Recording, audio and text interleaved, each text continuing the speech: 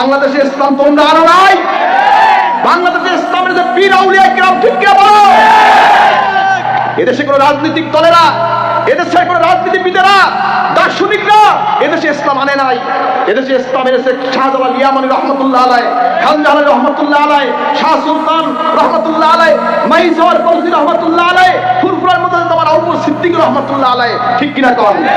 শাসিয়া শহীদের মরহুম শাহ সুফি পীর নিসারউদ্দিন আহমদ রহমতুল্লাহ আলাই, আমার দাদা হুজুর শাহ মোহাম্মদ সারা রহমতুল্লাহ আলাই, আমার আব্বা হযরত শাহ মুহিবুল্লাহ রহমতুল্লাহ আলাই, ঠিক কিনা বলেন? হিসাব করে কথা বলবেন। চামড়ার মুখ, কথা আসছে ছেড়ে দাও, এত সহজ?